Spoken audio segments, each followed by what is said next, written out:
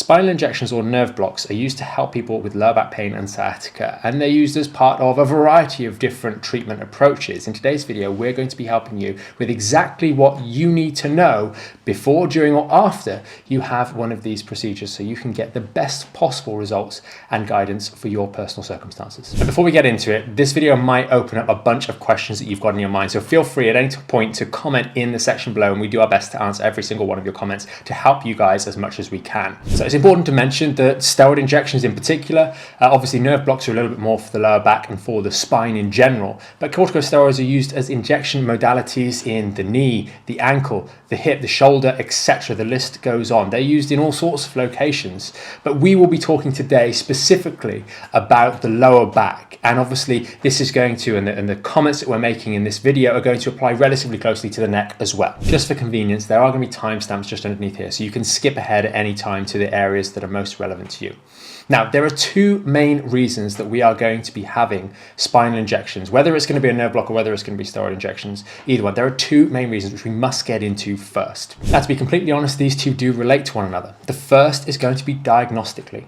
We suspect, let's say, that there is a disc bulge in the lower back. Let's grab the spine to show what we're talking about. So let's say we've got a disc bulge like this little red bit on the side here. Right in here, it's bulging. We think that that is causing the symptoms. It might have been there before we had the back pain or the sciatica though, so that's something to bear in mind. And in this scenario, we're going to be doing injections straight into this section to try and numb this area. Now, when we're using this diagnostically, our hypothesis is that if that is the tissue, that disc bulge right there is what is causing your symptoms, then when we do the injection, you're going to find that the symptoms go away, either straight away or within a day or so.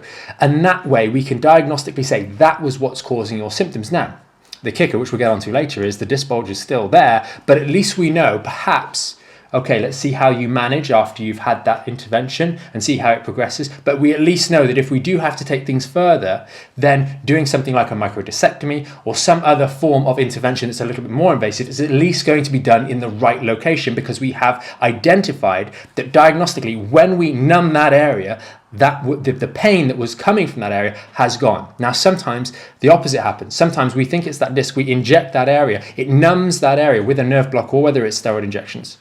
And what we find afterwards is that the pain is still there. And then we have to ask the question, okay, well, maybe even if we did do some sort of intervention like a discectomy, maybe the pain would be still there because that is not what is responsible for your specific pain. The second reason for these injections, which ties into the first, is we're doing them for pain relief. We are doing them to numb the area so that there is not the pain signals, or are not the pain signals that are coming from that area of the injury up to your brain, so you can get some respite from the pain. But the thing with both of these scenarios, and the thing with injections in general, nerve blocks in general, is that they are doing absolutely nothing for the problem. They are simply there to eliminate your perception of the problem, to, if you will, put a block in the connection between your brain and what is going on in that specific area. And that is the really important thing that we must get in our minds. All too often from clinical practice I've seen over the years that people sometimes attribute, they say, oh, well, I went to injection and it didn't work. And it's like, what do you mean it didn't work? Oh, well, the pain went away for a couple of weeks and then it came back. Well, that's always going to happen with these sorts of things, because it's not addressing the cause of the problem. It's not addressing the injury. Now, sometimes the pain goes away and it stays away for a longer period of time, and we can unpack that maybe on another video. But the important thing to note is, regardless of which injection is being done, it is not, if it's a nerve block or it's steroid injections, it is not addressing the cause of the problem. It is not helping heal the injury. That comes afterwards. We see this in a very obtuse example in the cases of pregnancy when you have an epidural. Nothing has changed. It's just that your brain is no longer aware of the pain coming from that region. Something to think about, perhaps. Fundamentally, a good understanding and a grasp and acceptance of something that you may have not thought about before, those 2 points, really is pivotal, because that allows us to move forwards in a sensible manner. Then there's going to be the question of, okay, well, let's say my pain has gone. Let's say it has worked, it's hit the right spot. Then what? Here, there's going to be a good and a bad outcome. Sometimes it's favorable. The reason being, you've had pain for a long period of time. Maybe you've had sciatica and it's been getting worse and worse over the years, and it's just, you've never managed to get the progress necessary or get the momentum necessary with your exercises because your back's hurting all the time. And this momentary respite gives you maybe a couple of weeks, 2, 3, 4, 5, 6, 8, 12 weeks of relief, so you can do those exercises quite a lot of times, people that unfortunately have more chronic standing back pain or haven't got a background of working out more regularly maybe in the past, in younger years, they don't necessarily appreciate that when you start doing rehabilitative exercises, when you start doing strengthening exercises, there is a necessary degree of discomfort, and sometimes normal reactions from training, quote unquote, are actually conflated with the back problem getting worse, and that forms an inability to actually do the exercises necessary to deal with the underlying problem and help strengthen the back and build resilience in that region. The good thing here about providing that temporary relief is that you are now able to just kind of move on. Yes, you need the guidance. You need to know you're doing the right sort of exercises. That's a given. That goes without saying. But it allows you the confidence to be able to start doing those exercises and practicing them. And hopefully you'll make enough progress in your strengthening exercise, your rehabilitation, that by the time the injection wears off, you're actually in a much better position. You've got a better understanding of your body, a better understanding of how to do the exercise, and you've actually built some core strength, some back strength, some hip strength as well, so that you're not as vulnerable on a day-to-day basis. Sometimes when we get in such a hole with our lower back pain or with our sciatica, we can't do anything on any of the days. So we really start to become more and more inactive, and we lose so much of the muscular strength and support around our midsection that we just are so vulnerable just doing simple daily tasks like getting up off the toilet seat.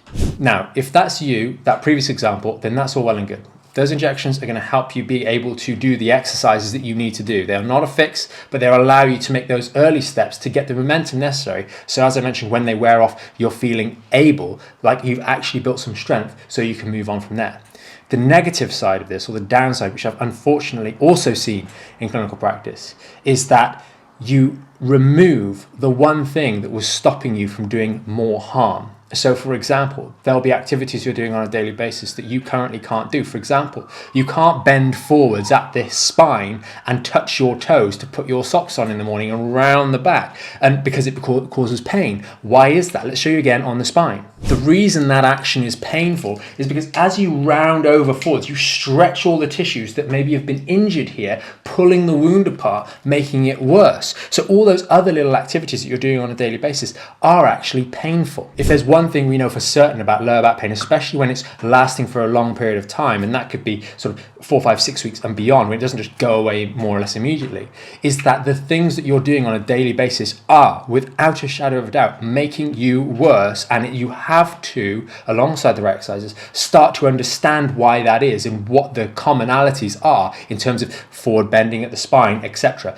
that are making that problem worse. Prolonged sitting, for example, loading the discs more, particularly at the L4-5 and L5-S1 discs. So if you then have the elimination of pain in that lower back, you are now going to carry on doing those activities. That warning sign has now gone. You're going to continue to sit for long periods of time over that next couple of weeks. You're going to continue to fundamentally make the problem worse. And what's worse, and again, I've seen this before, people say, oh, my pain's gone, I can carry on doing what I was doing before, I don't need to do my exercises because the pain has gone away. And that is the biggest mistake you could possibly make if you are viewing spinal injections as a modality that you might either willingly or unwillingly end up going through. Now, there's a little aside which you can by all means have a look into a little bit more if you're someone that seriously is considering specifically corticosteroids. But there's a good amount of evidence that shows that corticosteroids specifically, and a lot of this is done on the shoulder supraspinatus tendon specifically, in a short window of a couple of weeks after having the injections, you get increased likelihood of tendon damage or ligament damage because they are fundamentally weakened by the presence of those steroid injections. Now, this is important to mention that this is a temporary weakness. However, think about being that second person that we mentioned earlier. You've had the pain go away, and now the structures in the back are temporarily weaker. I must stress temporarily because I don't want you guys freaking out. It's an understandable risk factor, and generally speaking, you will get the necessary guidance from your physician, from the person that's doing the procedure, say, hey, look, you need to just take it easy for a week or two, and then you can get back into the rehabilitation exercises. That should normally be something that's said, and by all means, ask your specialist prior to your procedure because they should give you that information, that guidance.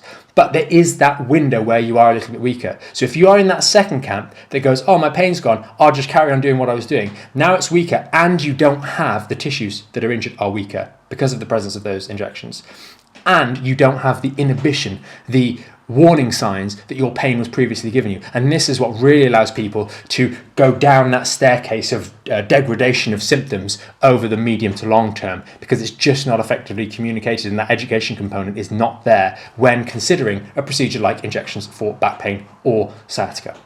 And think about it. Those discs that might be bulged, the facet joints, the ligaments in that region, they're all ligamentous in nature. The annulus fibrosus, the part around the disc that keeps the jam of the donut, if you will, in place, is a ligamentous structure. So all of these things are going to be influenced by the chemicals that we are pumping into that region. So that brings us to the important part. What are you going to do? What are you going to do if you are someone that is considering, has had, or is about to have this sort of procedure, injections in the lower back to deal with your lower back pain or your sciatica? The first thing you want to recognize is that your doctor, your surgeon, the osteopath or physiotherapist who's providing this injection procedure is someone who knows all the above that we've mentioned. They know that it's not dealing with the underlying problem. They know that it's maybe trying to reduce inflammation or reduce your awareness of the pain. And they know that you will need to do the rehabilitation afterwards, because it is rehabilitative exercises over the medium to long term that is what will help you deal with the problem and help your back actually heal. These injections are not doing that. Now also that they're perfectly willing to send you home to do all sorts of activities afterwards. There's generally not the guidance to say, hey, you need to really, avoid these sorts of activities. And just as a quick little plug now, there'll be a link right up here or in the description about 10 daily tasks that you will be doing that are more stressful than the simple rehabilitative exercises that we talk about in phases 1 and 2. Take note of those. If you have been given the all clear to do those specific exercise or do those specific tasks, one of which would be, for example, getting out of bed in the morning. That's a squat. If you're worried about doing squats, but you have no regard for getting out of bed in the morning, you're willing to push through, there's a serious issue there. Because we're not willing to do an exercise that actually learn how to do an exercise correctly, that we are going to do multiple times a day, whether or not you've had spinal injections. Considering that is really, really important. So that video will hopefully help give you a better understanding of what I'm talking about there. We won't digress in this video too much. If you're someone who hasn't had your spinal injections yet, you've got them lined up, maybe it's in a couple of weeks or a couple of months, the longer you have to wait, and sometimes unfortunately here in the UK, it's quite a while, really use that time to work on your strengthening exercises. The fact that you haven't been rushed into A&E to have a procedure indicates that it is not going to be that severe. It's not what's called a red flag, especially if you've been imaged, etc. prior to now. You should be doing those exercises, and if they are uncomfortable, then make sure you're doing them correctly. Get the necessary support to do them, but do them, because the amount of times that that we have not convinced but helped a person, a member, a patient actually get on board and start doing these exercises with pending injections, only to find that they get to the point where they need to have the injections. They go, hey, I don't need this anymore. I'm actually better. I don't need to have that arguably pointless procedure or unnecessary procedure. And they can just carry on with their rehab and do well. Please don't be one of those people that go to the GP and say, right, we're going to get you in for some injections in 12 weeks. Just go home. And you sit there and go, oh, well, I've been told I've got to have injections in 12 weeks' time. I'm just going to sit home and do those 10 things on a daily basis and slowly get worse and worse and worse and worse and worse. And by worse, I don't necessarily mean that your symptoms are maybe get drastically worse, but I mean you're not building your core. You're not building strength. You're not improving your movement patterns. You're doing nothing for 12 weeks to work on the fundamental causes of that lower back pain whilst you're waiting for this injection to just numb the pain, as we've discussed in the whole part of this video. And that means you are getting weaker. You are getting less competent. You are doing things, allowing time to go by, and this issue to slip to become more and more chronic. Those bad habits to become more and more ingrained. So please, if there's anything you do, don't do that. Use it as an opportunity to work regardless on your rehabilitative and strengthening exercises to make some progress before that due date. And finally, if you are someone who has already had your injections, maybe a couple of weeks ago, maybe you've got them lined up tomorrow and you're going in. But if you're one of those people, firstly, get some good guidance off your surgeon or the person doing the procedure for you. That is going to be paramount. That's going to help you understand the sort of timeframes and the sort of activities you can get into and when. And then use that period as an opportunity to then be in slightly lower pain level, start to learn how to use your body again, start to build that strengthening component, start to take advantage of the fact that you maybe have a little bit less pain right now, so you can do some of those exercises that you're perhaps struggling with before and make it worthwhile. If you are someone facing one of these procedures, or you've already had it and you're wondering what were those guys I mentioned earlier doing to help them avoid the need to have those spinal injections, then there'll be a link up here and in the description. You can learn more about the Back in Shape program, the way in which we've helped members just like you work properly, to learn some of those movements that I mentioned before, the activities you're doing on a daily basis. Learn how to do them correctly. Understand why they're not ideal and how to tweak them. But also start to build some strength and support. Know that it's not a smooth, bumperless journey. There are going to be bumps in the road, and there are going to be setbacks as well. But if you've got the guidance and the right exercises, you can navigate through that. We can't put you on a test tube on the side and just leave you to heal, because life happens. And bed rest is the worst thing you can do for back pain or sciatica. But we can guide you to make sure that that journey is as smooth as possible. And again, link up here, link down here. If you made it this far, thanks for joining us. I do hope you found the video helpful and just has made you think a little bit more about injections for your lower back pain or your sciatica, if you're someone that is at the point where that is an option or has been something that you've done in the past. Hopefully you can better understand maybe why they didn't work for you in the past and can reevaluate that and move forwards in a more productive manner. As always, if you did find this video helpful and you liked it, give us a thumbs up. If you know someone else who's facing a similar sort of outcome, if you will, or has the prospect of undergoing those sorts of injections, then consider sharing this video with them. And remember, you can always subscribe to our channel to stay up to date with the latest videos, as well as the Back in Shape weekly podcast, which you can learn more about, again, link in the description. Thanks for watching. We'll see you in the next one.